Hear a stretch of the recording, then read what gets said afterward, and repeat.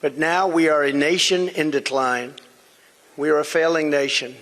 For millions of Americans, the past 2 years under Joe Biden have been a time of pain, hardship, anxiety, and despair. As we speak, inflation is the highest in over 50 years.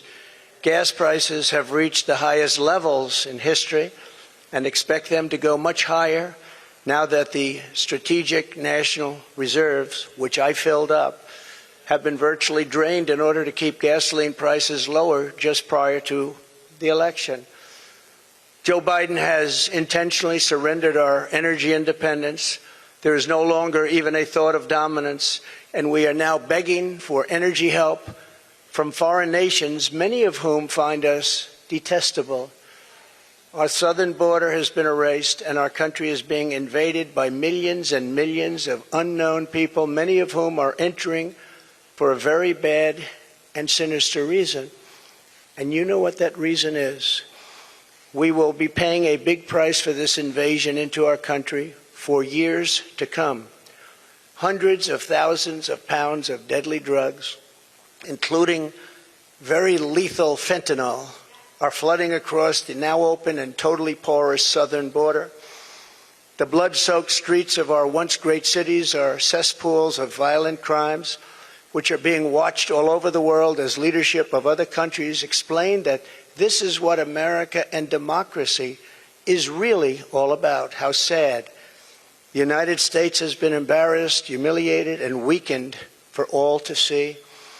The disasters in Afghanistan, perhaps the most embarrassing moment in the history of our country, where we lost lives, left Americans behind, and surrendered $85 billion worth of the finest military equipment anywhere in the world.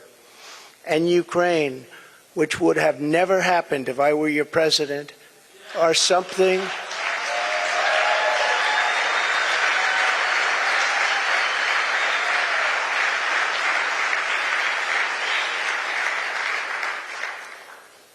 and even the Democrats admit that.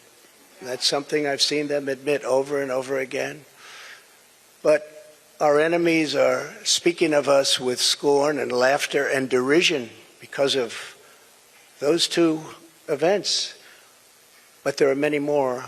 Even just today, a missile was sent in, probably by Russia, to Poland, 50 miles into Poland, and people are going absolutely wild and crazy, and they're not happy. They're very, very angry. Now we have a president who falls asleep at global conferences,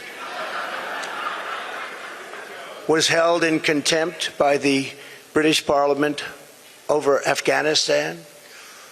Thanks to the words of wisdom, he said thank you to the wrong country for inviting him to a major summit on the environment, of all things. They fly for days to get there, and then he calls the country a name that was actually a country on another continent. And he's leading us to the brink of nuclear war, a concept unimaginable just 2 short years ago. You cannot mention the nuclear word. It's too devastating. The Green New Deal and the environment, which they say may affect us in 300 years, is all that is talked about, and yet nuclear weapons, which would destroy the world immediately, are never even discussed as a major threat. Can you imagine? They say the ocean will rise 1/8 of an inch over the next 200 to 300 years. But don't worry about nuclear weapons that can take out entire countries with one shot.